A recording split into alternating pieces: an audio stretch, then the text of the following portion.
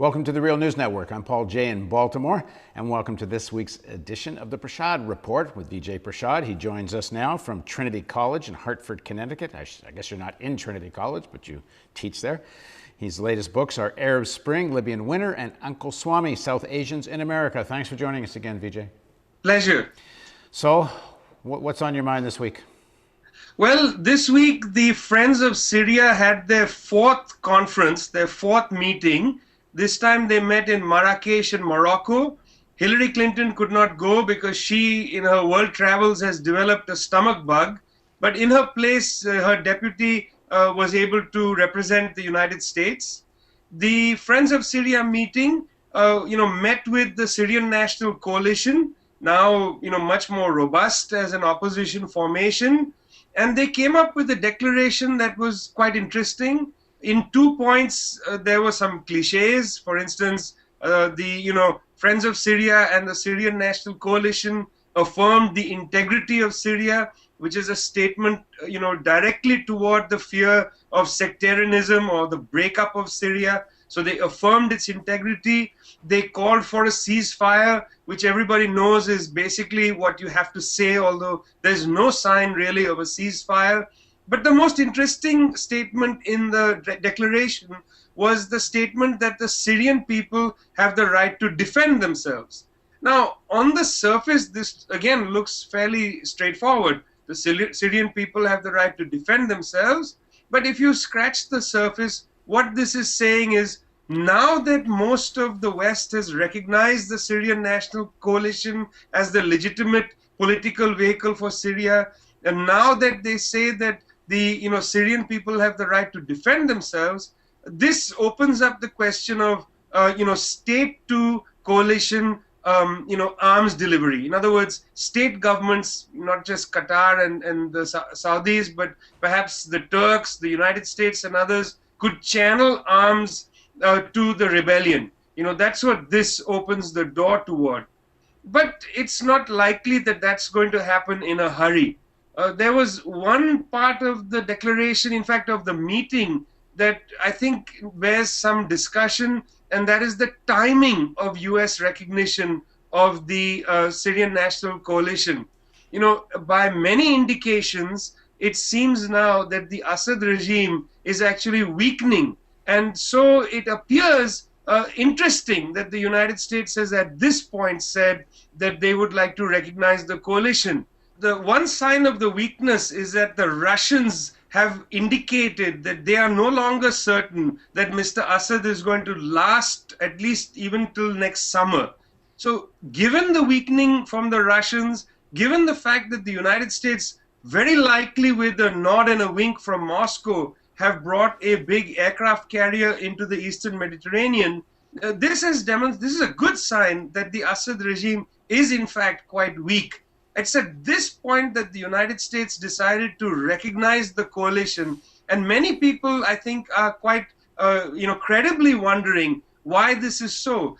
Is it the case, for instance, that, after the Syrian people have bled deeply in their fight against the Assad regime, 40,000 people dead, 2.5 to 4 million people affected deeply by, the ongoing civil war, is it because at this point, the United States feels that they might be able to influence the future government of Syria that they've decided to enter? In other words, having allowed the Syrians to bleed, the United States might want to pluck the fruit of the next stage in the history of Syria. So now, that's they've always had Qatar and Saudi Arabia as the allies of the United States managing all this.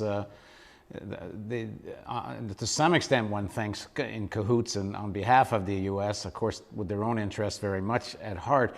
But is there not also a kind of split on the ground? We're seeing reports that some of the fighters, many of whom have al-Qaeda type links, but are Syrians, those fighters and some of the allied fighters in the rebel forces are telling the Americans to stay the hell out, that it's not up to you to choose who the leadership's going to be. And there's some resentment amongst the fighters about the role the United States is playing. Well, this is precisely why, for instance, in Marrakesh, the Syrian National Coalition was not able to create a cabinet out of to further the political process. I mean, let's take the case, of the United States approach to the rebellion. The United States has decided that there are increasing Al-Qaeda type elements inside the rebellion, and at the eve of the Morocco meeting, the United States banned the Al-Nusra Front, saying that we want to marginalize the Islamists inside the rebellion. Of course, this is a kind of approach that the US took slightly in Libya, where you allowed various elements to do the fighting, and when the crunch time came, you tried to marginalize them and put the more liberal voices forward, to take charge of the institutions of the state. But they will not be so successful in Syria. I mean, in the Syrian National Council, there are senior members of the Muslim Brotherhood who say that the banning of the Al-Nusra Front was, to use their language, too hasty. And just when the Syrian National Coalition met with the Friends of Syria in Morocco, in Turkey, a supreme military council was formed of the various factions that are fighting on the ground. But they as well decided to exclude the Al-Nusra Front. So there's a great deal of infighting amongst the Syrian opposition, within the Syrian opposition, over the status of various shades of Islamism. And I think this is weakening their ability to take the next political step forward. It's true, of course, that there are various elements that are very extreme inside Syria. In a sense, how would you expect them not to be part of the equation? After all, from the 1980s, the Assad regime has been, basically by using its dungeons, using torture, using exile, has stamped down on any kind of Islamism. Naturally, it will tend, therefore, towards the extreme side. Also the experience of having the United States occupying Iraq, and where a very large section of that resistance was also radicalized to extreme Islam, there is no question that inside the Syrian opposition there would be this section.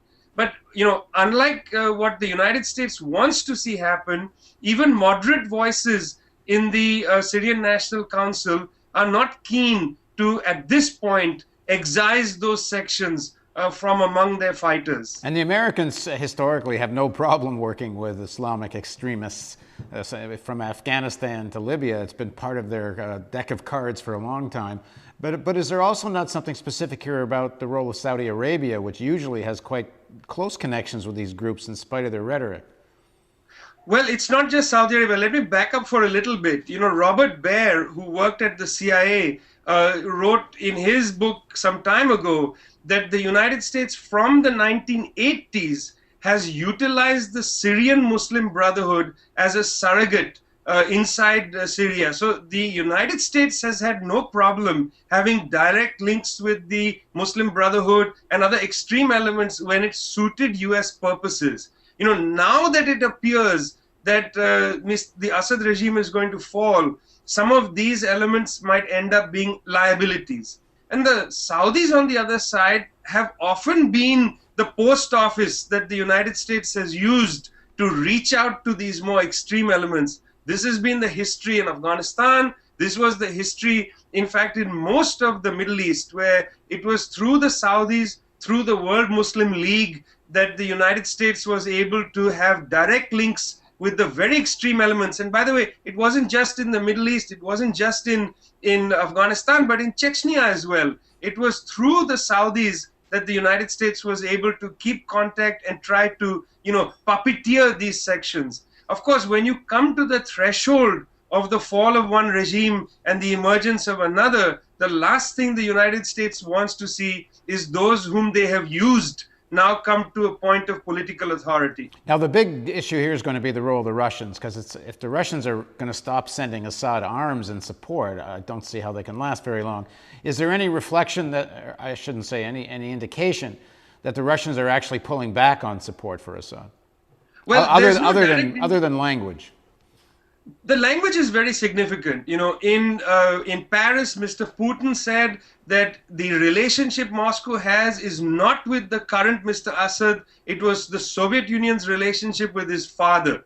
That is a very straightforward statement. In Moscow, the deputy foreign minister said that he thinks that the Assad regime is going to fall. At the same time, indications have come from the ground that the Assad forces, armed forces, are beginning to use their second level type weaponry. That might indicate that they are not being able to get logistical military support from their outside partners. But openly the Russians have not yet indicated that they are going to stop providing logistical support to the Assad regime. And the Russians did exactly this in Libya, after weeks or months even of condemning the Americans in the West and condemning the violation of the U.S. regulations and sort of supporting Gaddafi. After a meeting, I think, that took place between Obama, when Obama was in Europe with Medvedev, all of a sudden they did a 180 and they said, yeah, okay, now it's time for Gaddafi to go.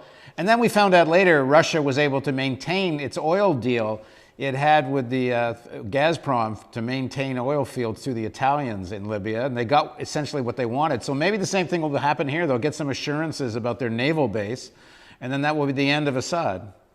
I mean, it looks very much like that. The two things that the Russians seem concerned about, one is the entry of the NATO Patriot batteries in Turkey. And these are very few. There'll only be 6 batteries. There's over 500 kilometers of border between Turkey and Syria. So those batteries, I think, are largely symbolic. But the Russians, they have an allergy to the eastward motion of NATO. So that's one issue. Secondly, one of the reasons why the Morocco meeting couldn't produce a cabinet for the Syrian National Coalition, where they could start becoming a government in exile, one of the reasons, of course, was the infighting within the coalition, but also the Russians were quite adamant that sections of the Assad regime must be part of the so-called coalition or transitional government. Obviously, they are jockeying to maintain some of their authority in the region, but, over the course of the last few weeks, the Russians just rhetorically have moved an enormous amount. Now, to what extent do we know whether the Syrian elite that had previously backed and collaborated with Assad, how much are they now joining the opposition, and the complexion of this new government, if there's going to be one, how much is that going to maintain the status quo of the Syrian elite? It's not clear to me. I don't follow the machinations of the Syrian elite very well, very closely. But I do know that in other experiences, other places where similar things have happened, elites often start hedging their bets. And I'm not sure if that is happening, but that really requires some reflection. It's a good sign when a regime has lost its hold if the elite starts to hedge its bets more firmly. Okay, well, we'll continue to follow this story, of course. And of course, the most important thing here is the Syrian people are caught in a horrible tragedy in the middle of all these forces. Thanks very much for joining us. Thank you so much. And thanks for joining us on the Real News Network.